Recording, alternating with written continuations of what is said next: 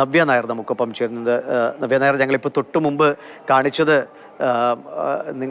താങ്കൾ കൂടി അഭിനയിച്ച ആ സിനിമയിലെ നന്ദനത്തിലെ ഏറ്റവും പ്രധാനപ്പെട്ട ഒരു സീനായിരുന്നു. എങ്ങനെ ഓർത്തെടുക്കുന്നു കവിയൂർ പൊന്നമ്മേ?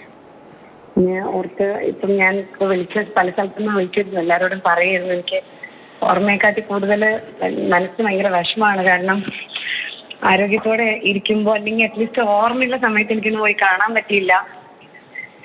ഞാൻ നേരത്തെ അറിഞ്ഞിരുന്നു അന്ന് സിദ്ദിഖേട്ടൻ്റെ മകൻ ഷാപ്പി മരിച്ച സമയത്തൊക്കെ നമ്മൾ സംസാരിച്ചപ്പോൾ സിദ്ദിഖേട്ടൻ പറഞ്ഞു ഇങ്ങനെ ഓർമ്മയ്ക്ക് ഇടയ്ക്കിടയ്ക്ക് പോകുന്നുണ്ട്, പക്ഷെ എന്നാലും മനസ്സിലാവും. പക്ഷെ ആ സമയത്തൊന്നും പോയി കാണാൻ പറ്റിയില്ല. അതൊരു വലിയ തെറ്റായിപ്പോയി. നമ്മളൊക്കെ ലൈഫിൽ ഓരോ തിരക്കുകളിൽ പെട്ടിട്ട് ചില കാര്യങ്ങൾ മാറ്റി വെക്കും. അങ്ങനെ അതൊരു പാഠമായി. ഇപ്പോൾ അങ്ങനെ മാറ്റി വെക്കുന്നത് ചിലപ്പോൾ നമുക്ക് പിന്നെ ഒരിക്കലും തിരുത്താൻ പറ്റാത്തൊരു തെറ്റായിട്ട് ലൈഫിൽ മാറും. എനിക്ക് അത്രയും സ്നേഹമുള്ള, എന്നെ അത്രയധികം സ്നേഹിച്ചിരുന്ന ഒരു വ്യക്തിയാണ്. അപ്പം ഈ വിവാഹമൊക്കെ കഴിഞ്ഞ് അങ്ങനെയൊക്കെ പോയി കഴിഞ്ഞപ്പോൾ ആ കണക്ഷനൊക്കെ നഷ്ടപ്പെട്ടു. അന്നൊന്നും ഇത്രയും ഇങ്ങനെ വാട്സപ്പ് അങ്ങനത്തെ ഒന്നും ഇല്ല. പിന്നെ ആ തിരക്കിൽ എനിക്കത് മെയിൻറ്റെയിൻ ചെയ്യാനും പറ്റിയില്ല. അത് ഭയങ്കര അടുപ്പമെന്ന് വെച്ചാൽ അത്ര കടുപ്പമായിരുന്നു. അതാണ് വലിയൊരു വിഷമം. എന്റെ ഭാഗത്ത് വലിയ തെറ്റ് പോലെ ഫീൽ ചെയ്യുന്നുണ്ട് ഇപ്പൊ. അല്ല നവ്യ, അത് മനുഷ്യ ജീവിതങ്ങളിൽ പലപ്പോഴും സംഭവിക്കുന്നതാണ്. ചിലരെ നമ്മൾ കാണണമെന്ന് വിചാരിക്കും, അല്ലേ, ഒന്ന് വിളിക്കണമെന്നൊക്കെ വിചാരിക്കും. നമ്മൾ എന്തൊക്കെയോ കാരണങ്ങൾ കൊണ്ട് അങ്ങ് വിട്ടുപോകും. പക്ഷെ പിന്നീട് നമുക്ക് വലിയ കുറ്റബോധം തോന്നും. അത് നമ്മൾ ആരെങ്കിലും എന്താണ് എത്തിപ്പിടിക്കാൻ ശ്രമിച്ചുകൊണ്ടിരിക്കുന്നതെന്ന് മനസ്സിലാവുന്നില്ല.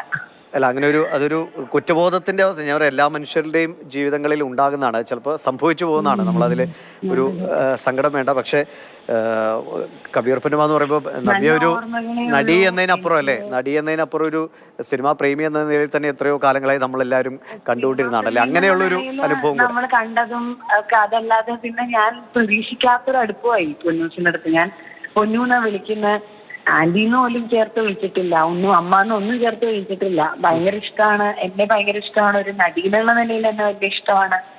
അത്രയും മെനക്കെട്ടിട്ട് ഭയങ്കര തിരക്കായിരുന്നു എന്റെ കല്യാണത്തിന്. അവിടെയൊക്കെ ഇവൻ പൊന്നമ്മേന്റെ ആണെങ്കിലും ലളിതാന്റെ ആണെങ്കിലും ഇവരൊക്കെ എനിക്ക് തോന്നുന്നു ഇപ്പൊ അങ്ങനെ എനിക്കൊന്നും ആരും ഇല്ല. ഇപ്പൊ അങ്ങനെ നോക്കിക്കഴിഞ്ഞാൽ അവരൊക്കെ അങ്ങ് പോയല്ലോ.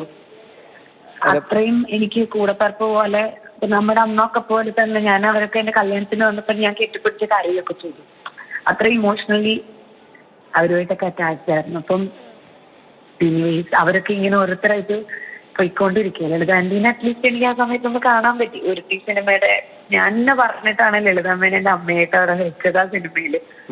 അതൊക്കെ എനിക്ക് ഭയങ്കര സന്തോഷമായിരുന്നു. പക്ഷെ ഇത് പൊന്നൂനെ ഒന്ന് കാണാൻ പറ്റിയില്ല. അത് ഭയങ്കര ഒരു തെറ്റായി പോയി. എന്തായാലും വല്ലാത്തൊരു മനസാക്ഷി കുത്തുണ്ട് അതില്. എന്തായാലും ഞാൻ ആത്മശാന്തിക്ക് വേണ്ടി പ്രാർത്ഥിക്കുന്നു.